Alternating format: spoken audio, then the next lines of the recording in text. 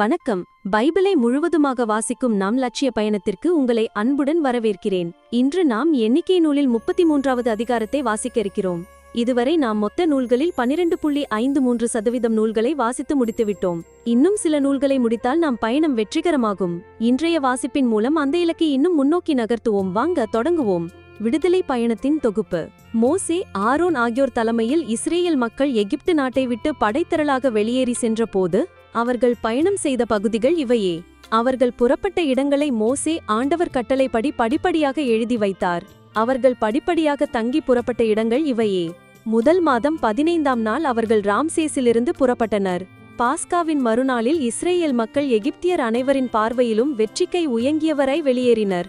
ஆண்டவர் அவர்களுக்கு சாகடித்த தங்கள் எல்லா தலைப்பெயர்களையும் அவர்கள் புதைத்து கொண்டிருந்த போது இது நடந்தது.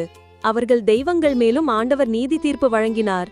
இவ்வாறு இஸ்ரேல் மக்கள் ராம்சேஸிலிருந்து புறப்பட்டு சுக்கோத்தில் பாளையம் இறங்கினர். அவர்கள் சுக்கோத்திலிருந்து புறப்பட்டு பாலை நிலத்தின் ஓரத்திலுள்ள ஏத்தாமில் பாளையம் இறங்கினர்.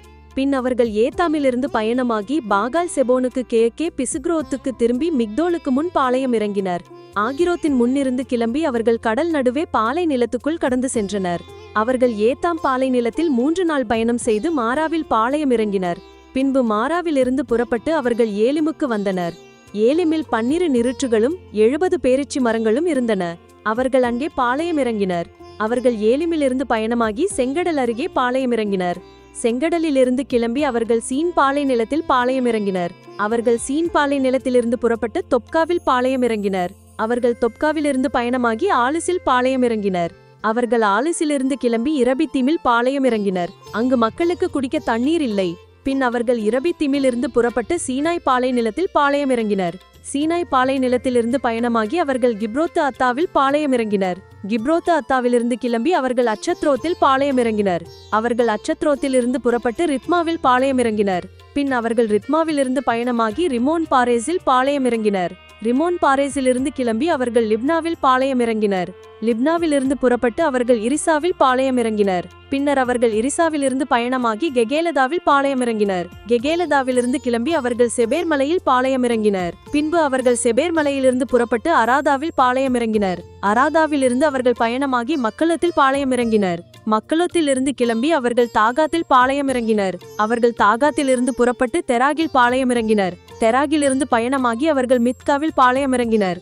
மித்காவிலிருந்து கிளம்பி அவர்கள் அஸ்மோனாவில் பாளையம் இறங்கினர். பின்பு அஸ்மோனாவிலிருந்து புறப்பட்டு மோசரோத்தில் பாளையம் இறங்கினர். மோசரோத்திலிருந்து அவர்கள் பயணமாகி பெனியாக்கானில் பாளையம் இறங்கினர். பெனியாக்கானிலிருந்து கிளம்பி அவர்கள் ஓரகித்து காத்தில் பாளையம் இறங்கினர். ஓரகித்து காத்திலிருந்து புறப்பட்டு அவர்கள் யோற்றுபாவில் பாளையம் இறங்கினர். பின்பு யோற்றுபாவிலிருந்து பயணமாக்கி அப்ரோனாவில் பாளையம் இறங்கினர். அப்ரோனாவிலிருந்து கிளம்பி அவர்கள் எட்சியோன் கெபேரில் பாளையம் இறங்கினர். எட்சியோன் கெபேரிலிருந்து அவர்கள் புறப்பட்டு காதேஷ் என்னும் சீன் பாலை நிலத்தில் பாளையம் இறங்கினர். அவர்கள் காதேசிலிருந்து பயணமாகி ஏதோம் நாட்டின் ஓரத்திலிருந்து ஒரு மலையில் பாளையம் இறங்கினர். பின்பு குரு ஆரோன் ஆண்டவர் கட்டளைப்படி ஒரு மலைக்கு ஏறி சென்றார். அவர் அங்கே இறந்தார். இஸ்ரேல் மக்கள் எகிப்து நாட்டை விட்டு வெளியேறிய 40ஆம் ஆண்டு 5ஆம் மாதம் 1ஆம் நாள் இது நடந்தது. ஒரு மலையில் ஆரோன் இறந்தபோது அவருக்கு வயது 123. கானான் நாட்டில் உள்ள நெகேபில் வாழ்ந்த கானானியனான அராது மன்னன் இஸ்ரேல் மக்கள் வருவதை கேள்விப்பட்டான். பின்னர் ஓர் மலையிலிருந்து அவர்கள் புறப்பட்டு சல்மோனாவில் பாளையம் இறங்கினர். சல்மோனாவில் இருந்து பயணமாகி அவர்கள் பூனோனில் பாளையம் இறங்கினர். பூனோனிலிருந்து கிளம்பி அவர்கள் ஒபோத்தில் பாளையம் இறங்கினர். அவர்கள் ஒபோத்திலிருந்து புறப்பட்டு மோவாபின் எல்லையிலுள்ள ஈயாபரிமில் பாளையம் இறங்கினர். ஈயாபரிமிலிருந்து பயணமாகி அவர்கள் தீபோன் காத்தில் பாளையம் இறங்கினர். தீபோன் காத்திலிருந்து கிளம்பி அவர்கள் அல்மோன் திப்லாத்தாயிமில் பாளையம் இறங்கினர். அல்மோன் திப்லாத்தாயிமிலிருந்து புறப்பட்டு அவர்கள் நெபோவுக்கு உன் அபாரி மலைகளில் பாளையம் இறங்கினர். அபாரி மலைகளில் இருந்தவர்கள் பயணமாகி எரிகோவுக்கு எதிரே யோர்தானை எடுத்த மோவாபு சமவெளியில் பாளையம் இறங்கினர். அவர்கள் யோர்தானை எடுத்த மோவாபு சமவெளியில் பெத்தேசிமோத்திலிருந்து ஆபேல் சித்திம் வரை இருந்த பகுதியில் பாளையம் இறங்கினர். யோர்தானை கடக்கும் முன் தரப்பட்ட அறிவுரைகள்.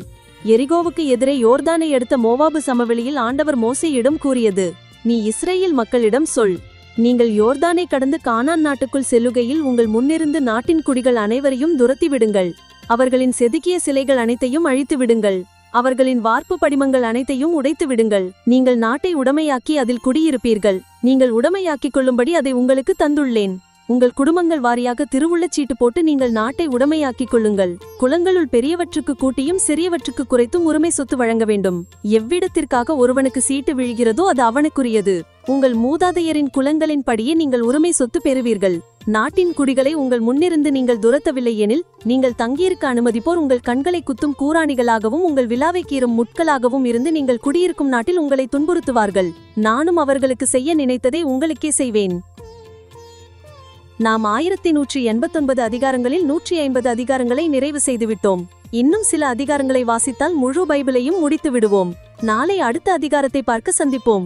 நாள்தோறும் இந்த பயணத்தில் நீங்களும் பங்கேற்றால் பைபிளை முழுவதுமாக வாசித்து முடிப்போம். இது நம் வாழ்க்கையிலும் ஆன்மாவிலும் பெரிய மாற்றத்தை ஏற்படுத்தும்.